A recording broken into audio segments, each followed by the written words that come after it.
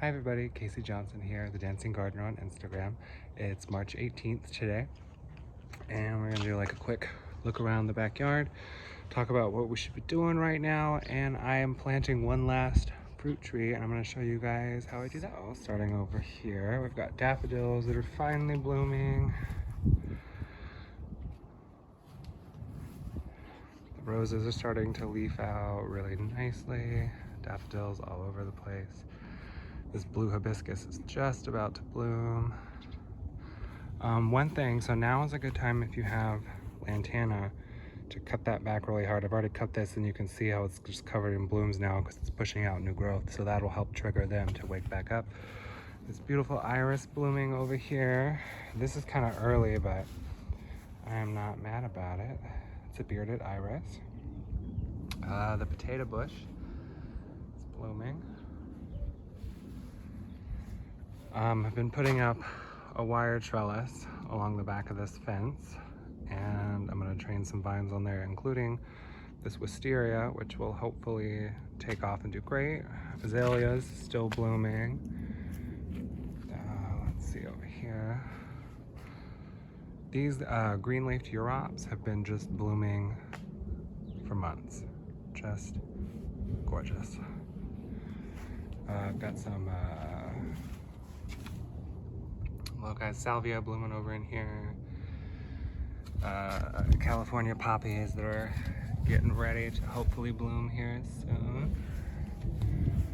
Lavender is still going crazy.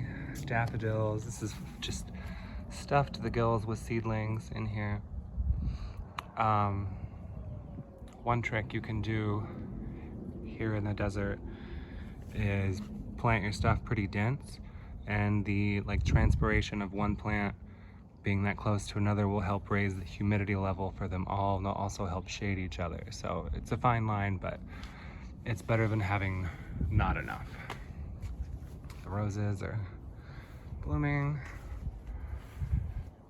Got a new dwarf mulberry tree here to help shade the chicken coop. Plumbago is just starting to put out some blooms. Lots more daffodils. African daisies are finally blooming. They're beautiful down underneath this orange tree, which is also just covered in buds here. So everything's really starting to wake up. This is where the new tree is going. It's an apricot. This little emu bush is starting to bloom. It's a cool Australian plant. And I even have peonies growing over here, and hopefully they'll keep going. Here is the variegated lemon tree. She is blooming quite nicely, as you can see. Bees are enjoying that. Over here you can see some bamboo. Got new canes coming up down here. Some more bamboo, same thing. It's getting some nice new growth down in here. And some little tulips blooming. And here is the recently planted little mini orchard.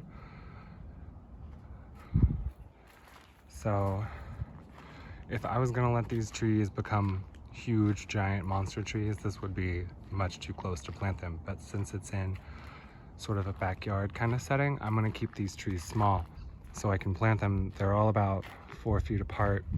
For the apples and the peaches and nectarine down there are 6. And you can keep them small, keep them nice and tight together, and they'll help shade each other. And again, they create that little microclimate that'll help keep them all in a nice humidity range. All right, so planting this tree. So what you want to do is dig your hole. Now, I haven't dug like a crazy huge hole here because all of this has already been dug, and you can pretty much like dig in here with your hands because the soil is very loose and easy to work with. So I've dug this hole, and I have a tree from Lowe's here, so it's a bare root tree essentially. So you can see pretty much all the dirt will fall off of it. That's totally normal. So we have that, and I'm gonna take this and put it down in this hole. Alrighty, and now she is in the ground. So if you're not using an automated or irrigation system, you're gonna wanna build like a pretty big berm, which is gonna be like a little dam that goes all the way around this tree root.